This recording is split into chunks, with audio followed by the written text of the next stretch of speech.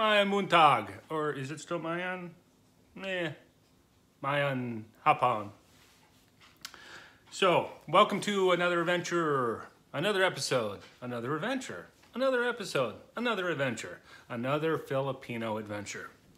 Quick health update, I just gave back from my echocardiogram. It seems my CT scan's good, my chest x-ray's good, my blood test's good, my urine test's good, and I just had my echocardiogram, which is not officially good until the cardiologist looks at it, but the lady administering the test said if she would have saw anything unusual, she would have called the doctor in before why she had, if you don't know what it is, it's like a sonogram of your heart. So they, put the goo on your chest and they can see your heart and make sure it's all pumping. I do have like a little leaky valve, but they say it's small, it progresses very slow. By the time it's an issue, you'll probably be about 100, 110. So the mystery is why is my heart rate and my blood pressure up? We don't know yet, so we're still, and I might not be cleared for my hernia operation next week if we don't get this figured out. So, and no big deal. But today we're going to talk about a few things. Yeah, mostly the K1 visa. So Yna and I are in the process of getting the K1 fiancé visa. And if you don't know what that is, and you're looking about dating in the Philippines, you're going to want to bring your Filipino over here to the USA. You're going to have to either get married there in the Philippines, and then that's even tougher. It takes even longer to get a visa to bring her back if you're already married. It's a quicker process, from what I understand, to get the K1 visa to bring her to the United States, and then once she gets here, you have 90 days to get married. Hence that television show I'm sure a lot of you have seen called 90 Day Fiancé. Well, we got contacted by them. Yeah, so they were interested in our story. So could my Filipino adventure be on 90 Day Fiancé? I don't know. We filled out the forms, and I sent it back to them. And then they came back and said, oh, we're very interested. Tell us more. All these questions. And we filled all that out. But I haven't heard anything back in a couple weeks. I probably should keep my mouth shut about this since it's not done yet. But I have a feeling that they're going to pass on us because we're happy. That show depends on conflict. Conflict makes the best TV. And I don't think there's any drama in our relationship. So I think they'll probably will pass on us. And if I screwed it up, I screwed it up, but who knows? They still might contact us and want to use us in their television show. So that would be cool, huh? That'd be pretty exciting for our channel. So anyway, let me tell you where we are at in our K1 visa. And the reason I kind of put these things two together is because we go through a company called Rapid Visa, and Rapid Visa has been, they've tapped, that television show has tapped Rapid Visa to get possible clients. And since we were a client of Rapid Visa, that's how they got in touch with us. So, and you can do this yourself.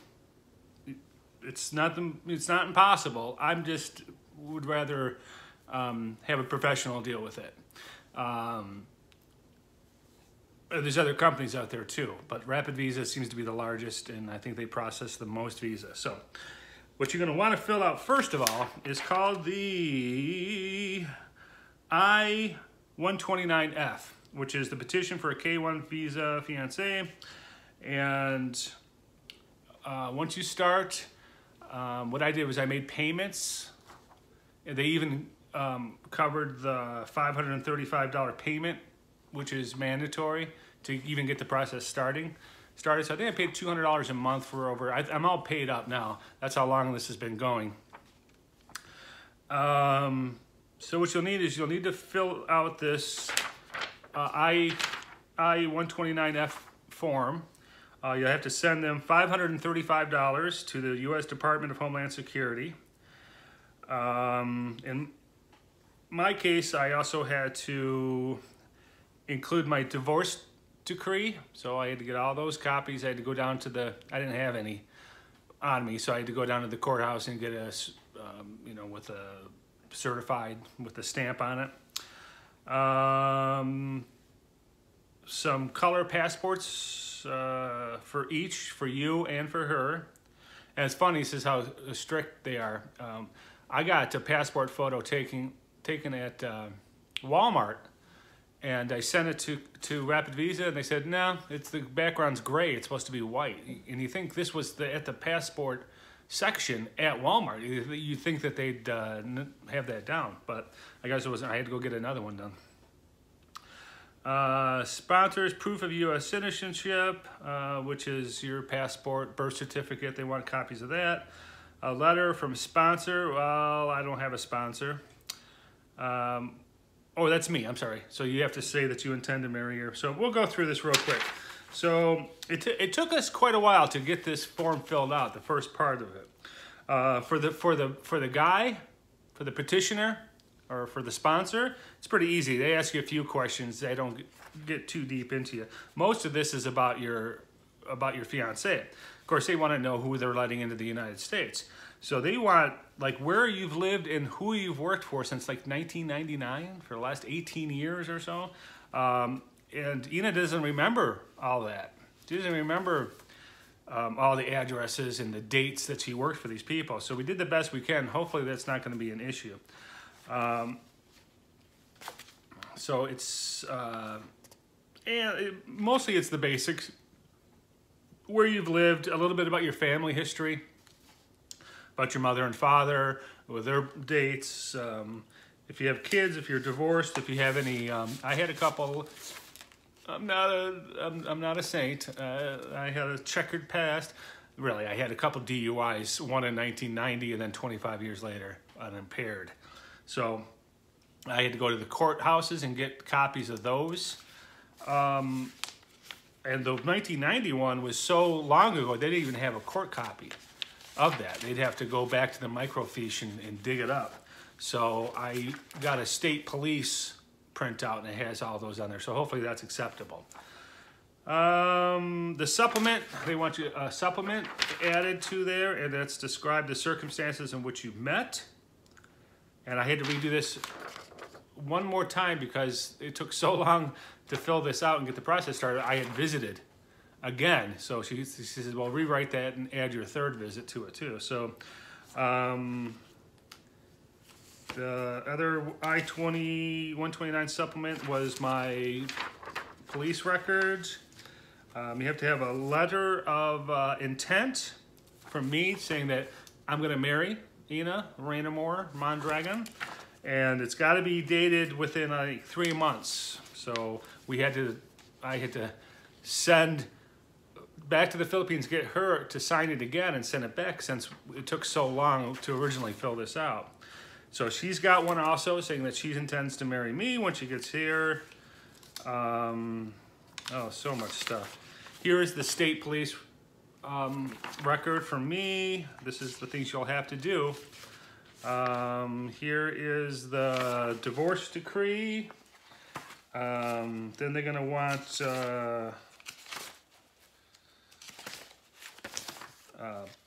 birth certificate. Here's a copy of the birth certificate. They want a copy of the front and the back for some reason. Front and the back of your birth certificate.